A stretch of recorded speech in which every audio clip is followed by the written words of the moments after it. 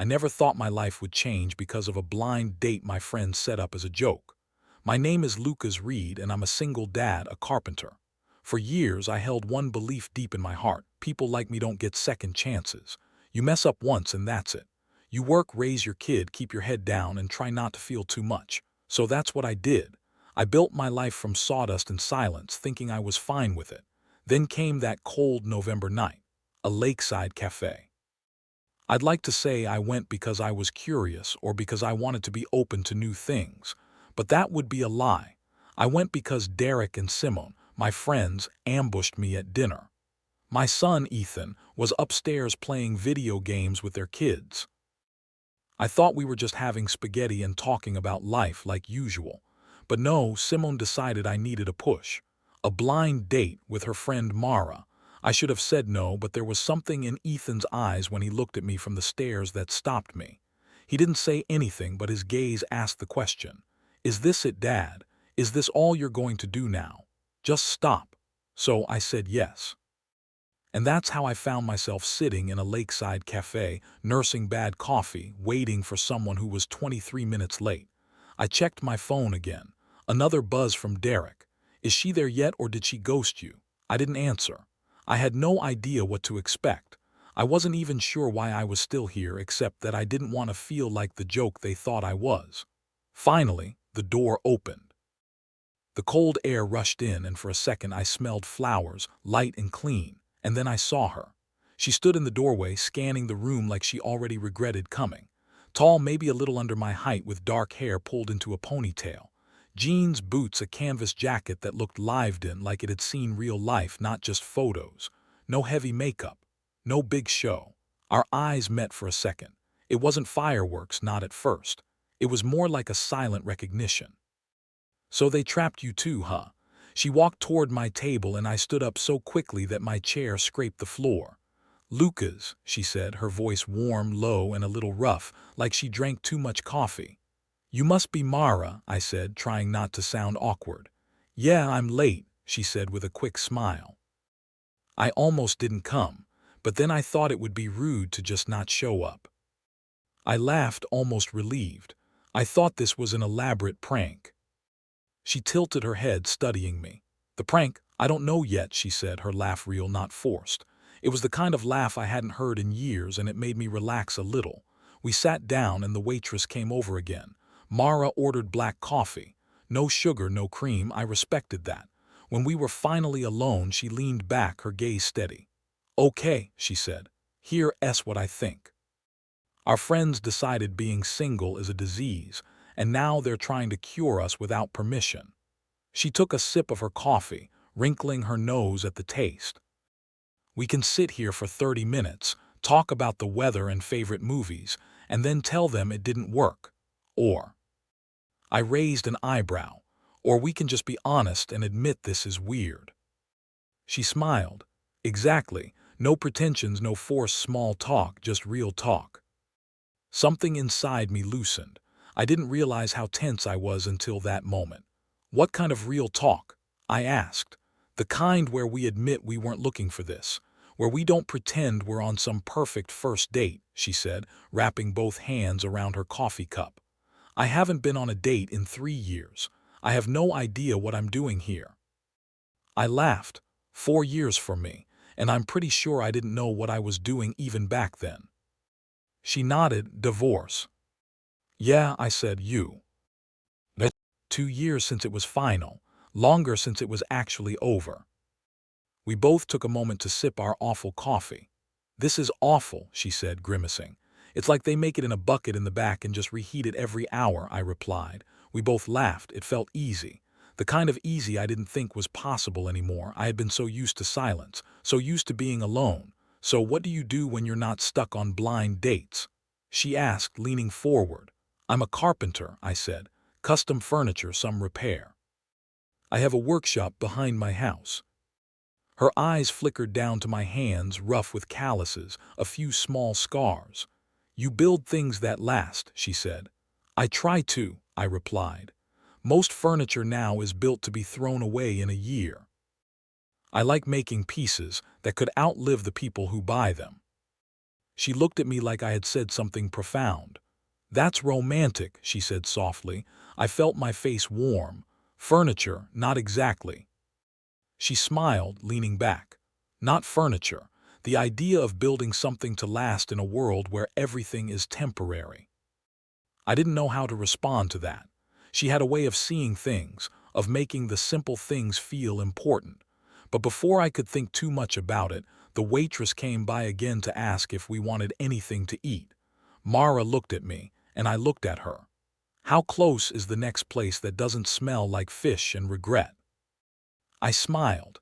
"There's a diner 2 miles up the road, the Bluebird, burgers, real coffee." She grinned. "Then let's get out of here." I paid the check, leaving a good tip because it wasn't the waitress's fault that the place was a nautical disaster, and we left the cafe together. The cold air hit us, but it felt different, like something was changing, something small but real. "You want a caravan to the diner?" she asked as we reached our cars. "Yeah," I said. "Let's do it." And as I followed her to the Bluebird, I felt something shift inside me. Not love, no, not yet, but hope.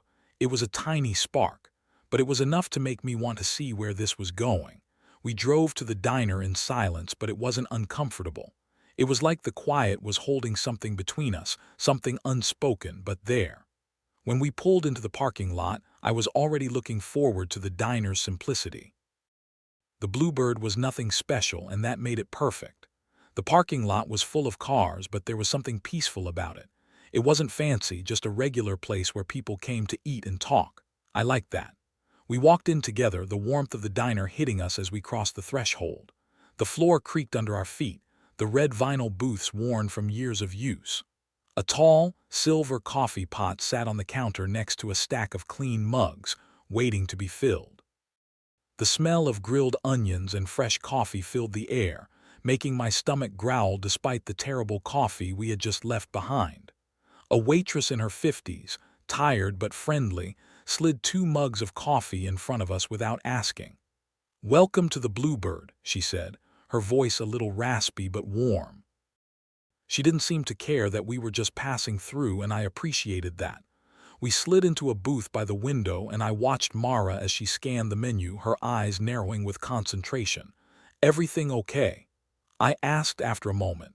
"Yeah," she said, still looking at the menu. "Just thinking about how this feels normal, you know." I nodded, understanding. "I get that. It's simple, no pretenses, no expectations, just two people trying to figure out why they're here." She smiled softly at me, the kind of smile that felt like it was reaching deeper than just the surface. "I've been trying to figure out why I'm here for a while now," she admitted. "Well," I said, leaning back in the booth, "I think we're both in the same boat." We sat there, not saying much at first. It felt easy, like we'd been doing this for years. Mara was the first woman in a long time who made me feel like I didn't have to put up walls or hide behind the silence. I liked that. But even then, something in the back of my mind kept whispering that I needed to stay careful, that maybe I should keep things light, keep them simple. The waitress came back and we both ordered cheeseburgers. Nothing fancy. Just the kind of food you eat when you're not trying to impress anyone. The kind of food that says, "I'm here for the real stuff, not the show." We kept talking. Small things at first. Music, books, the awful coffee from earlier. The kind of conversation you have when you don't feel the need to fill every pause with something important. It was easy. So easy. Then out of nowhere, Mara turned to me, her eyes serious, and asked, "Tell me something true." I blinked, caught off guard. "About what?" I asked, trying to keep it light. "About you," she said. "Not the basic stuff, not carpenter, divorced, single dad, something real." I froze. There it was again, the part of me that wanted to retreat, that wanted to say something safe and light and brush the truth under the rug. But her eyes held me there. She wasn't letting me off the hook. "I'm tired," I said finally. "Not just physically. I mean, I'm tired of pretending like I'm fine being alone all the time. I tell myself work is enough. I tell myself the quiet is fine, but most nights, I sit in my house and it feels like I built this perfect little box and then climbed inside and locked the door." Her face softened and she didn't say anything right away. She just let that hang in the air between us like she was giving me space to let it settle. Then, after a moment, she nodded slowly. "I get it," she said. "I've been there too." She didn't rush to fix it. She didn't tell me it would get better or that it was all part of some bigger plan. She just listened. And for the first time in so long, I felt like I didn't have to explain myself. Her turn. "Something true," I said, pushing her gently. She hesitated, then leaned in, her voice quieter now. "I'm angry at my ex, at myself, at my friends for pushing me into this." She paused, and at this idea that being alone is somehow safer because maybe it's not. Maybe I'm just hiding. I could feel the weight of her words and I wanted to reach out to tell her she wasn't alone. But instead I just nodded like I understood exactly what she meant. The waitress came by again to drop off our food, but we barely noticed. It wasn't the burgers or the fries that mattered anymore.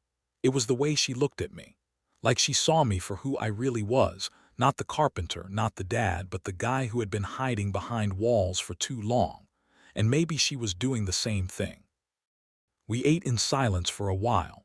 Not an uncomfortable silence, but one that felt heavy with everything we had just shared. The weight of it settled into my bones, and I knew this was something I couldn't walk away from. Not this time. Mara broke the silence first, her voice a little softer now. "This feels different," she said, looking out the window. "Like I don't know, like I've been waiting for something and didn't know it." I reached across the table and touched her hand lightly. "I think I've been waiting for something, too." She turned to me then, her eyes searching mine. "Do you think we can keep doing this? Keep figuring it out without letting the past mess it up?" I looked at her, really looked at her, and for the first time in a long time I didn't feel scared of what might come next. "I don't know what the future holds, Mara," I said quietly. "But I do know this, right now this feels real." She smiled, and it was a real smile.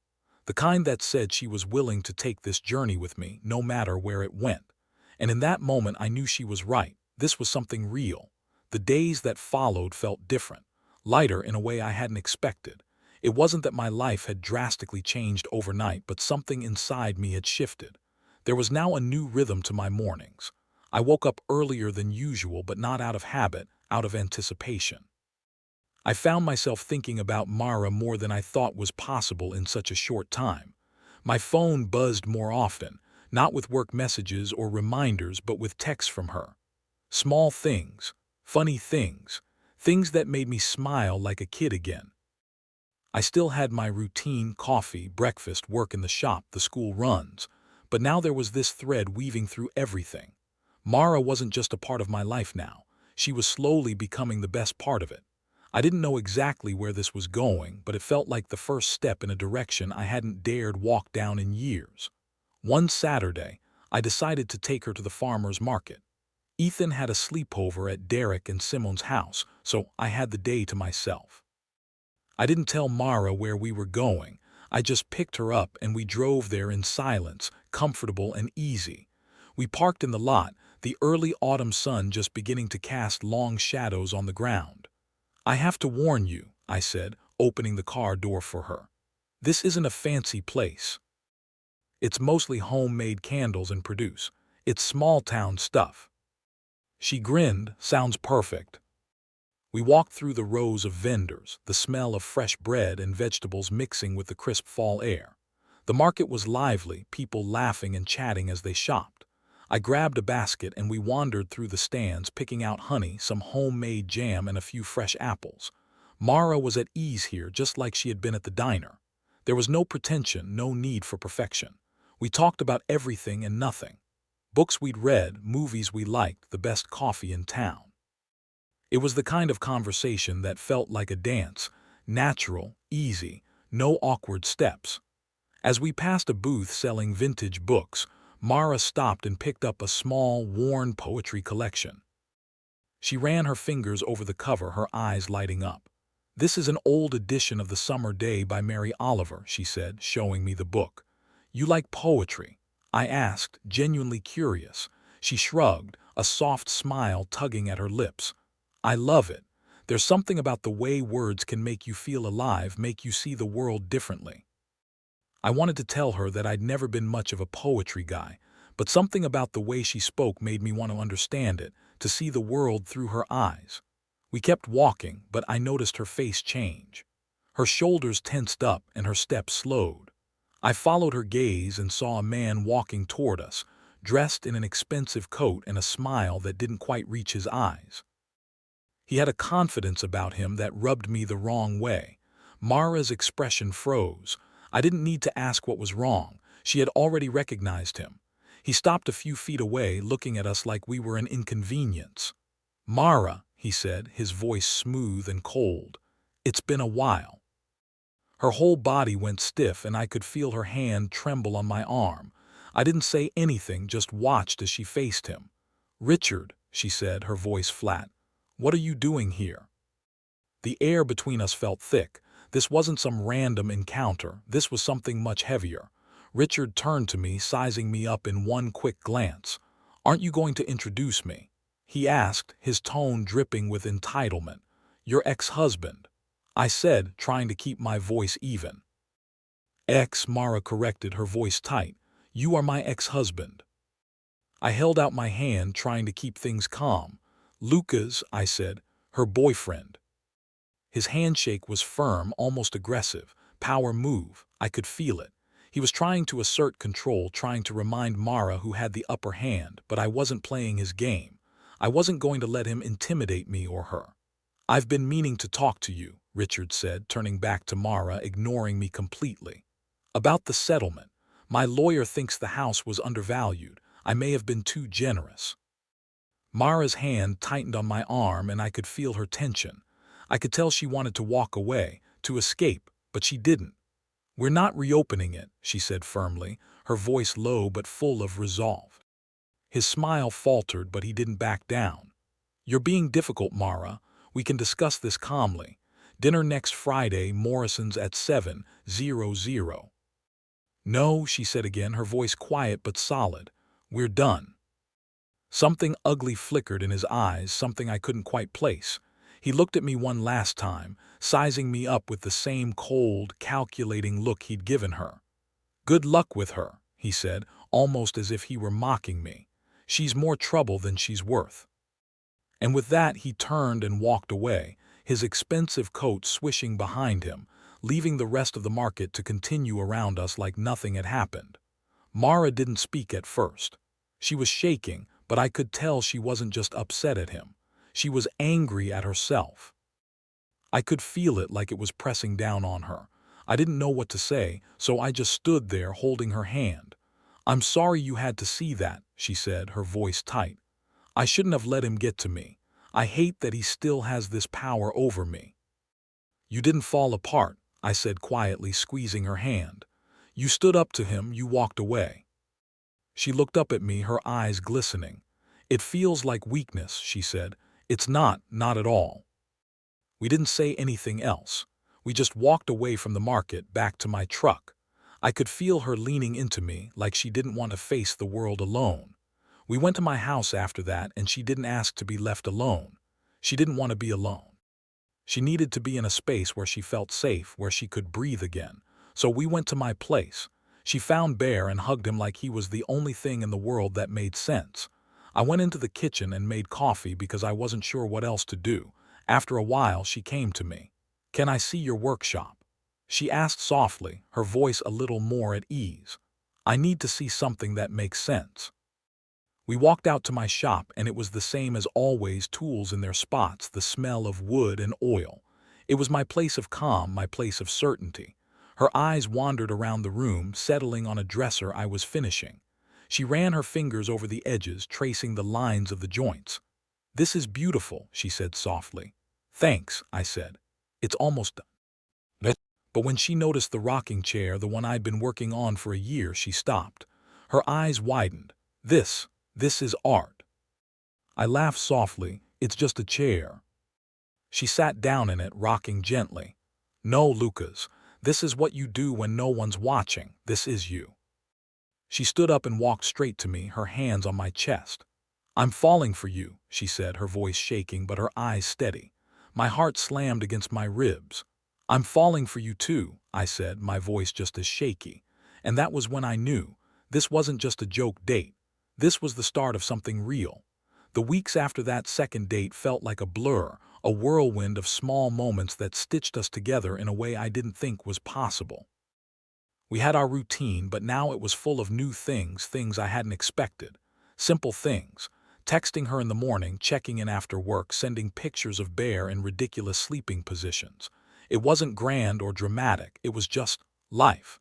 But it was life with her in it, and that made all the difference. Ethan noticed the change too. One morning, while we were eating breakfast, he gave me a long, knowing look. I wasn't sure what I expected, but when he finally spoke, his words hit me in the chest. "You're staring at your cereal, Dad," he said, his voice full of teenage wisdom. "You gonna eat it or just vibe with it?" I blinked, confused. "I'm thinking about work," I mumbled, not knowing why I felt flustered. He raised an eyebrow, looking at me over his orange juice. "You're thinking about her, aren't you?" I almost dropped my coffee. "What, no?" "Yes, you are," he said with a knowing grin. "You've been texting her non-stop, and you smiled at your phone yesterday." I couldn't help but laugh. "Okay, fine, maybe a little." "How many messages?" he asked, his eyes narrowing. "I'm really good at math." "Not that many," I said, trying to downplay it. He smirked. 37 since Friday. You're not subtle, Dad." I sighed. "I guess I'm not." "Are you seeing her again?" he asked, casually popping a piece of toast in his mouth. "Yeah," I said. "Tonight, actually." "Good," he said, nodding. "She's cool, don't mess it up." I was taken aback by how much that hit me. I hadn't realized just how much Ethan had been paying attention. He wasn't a little kid anymore. He was starting to see things for what they were. After breakfast, I dropped him off at school, and as I drove back to the shop, I found myself thinking about the next time I'd see Mara. It was like she had become part of my routine, part of my thoughts, and I didn't know how to process it. I didn't have it all figured out. I didn't have all the answers, and I was scared, terrified even. But for the first time in years, I was starting to believe that maybe I could have something more than just surviving. A few days later, I got a text from Mara, change of plans. "Are you free now instead of tonight?" I read the message a few times before replying, "Everything okay?" "Better than okay," she replied, "but I had an idea. Want to come over now?" I called in sick. "I want to do something real." I didn't even hesitate. I had my shop to take care of, but for the first time, it felt like nothing was more important than what was happening between us. 20 minutes later, I was parked in front of her apartment, the place I hadn't been expecting to visit today.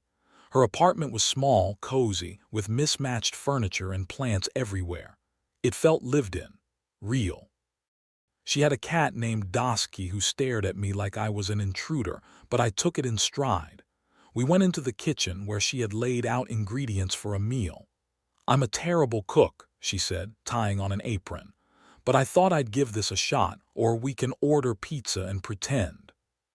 "I can cook a little," I said, rolling up my sleeves. "But not much. My grandfather always said a man who couldn't feed himself wasn't fully raised." She smiled at that. "Teach me," she said, "and I'll pretend the food is good." We laughed together, moving around the tiny kitchen, bumping into each other as we worked. It felt so normal, so easy, it wasn't forced. It wasn't about impressing each other. It was just us, two people in a small kitchen trying something together. As we ate, the conversation turned serious again, and she looked at me with those steady eyes of hers. "Tell me something true," she said again, her voice quieter now. I swallowed. "I'm scared," I said, surprising myself with the honesty of it. "I'm scared this is all too fast, but I can't stop thinking about you, and I don't want to go back to the way things were. Not after this." Her eyes softened. She reached across the table, her hand warm in mine. "I'm scared too," she admitted. "But I'm tired of being scared. I think we both are." We sat there for a long time, just holding hands. The weight of our shared fears was heavy, but in that moment it didn't feel like something that would pull us apart. It felt like something we could face together. Later that night, after the coffee cups were empty and the cat had finally warmed up to me just a little, Mara turned to me, her voice full of uncertainty. "Can I ask you something personal?" she said, her eyes searching mine. "Of course," I said, my heart pounding. I didn't know what she was about to say, but I could feel the tension in the air. "When Simone set us up," she began, "why did you say yes? Really?" That- I took a deep breath. I knew this moment was coming. "I thought about it," I said quietly. "I almost said no, but I looked at Ethan and I realized that he's watching me. He's learning how to deal with life after you get hurt. And I didn't want him to think that you just stop trying, that you just close yourself off forever." Mara's face softened. Her eyes glistened for a moment and she walked straight to me. She kissed me, and it was different this time. It was soft, but there was more behind it than before. This kiss was full of everything we had both been holding back: fear, hope, uncertainty, but also something simple, something true. When we pulled back, we were both breathless, but the air between us felt lighter. "We're a mess," she said, laughing softly. "But we're our mess." I smiled, looking at her. "Yeah, our mess." That night she stayed, not in a dramatic, sweeping way, but in a way that made everything feel right. She fell asleep in my bed, her head on my shoulder, and I lay awake listening to her soft breathing, thinking about how I had built walls around my heart, only to find that they were slowly crumbling piece by piece. And just like that, everything had changed. My life was still the same. I was still a carpenter, still a single dad. But now there was something more. There was Mara. There was Ethan, my son, who was starting to see that life didn't have to be about survival. It could be about living. And there was me, finally starting to believe that second chances weren't just for other people. They were for me too.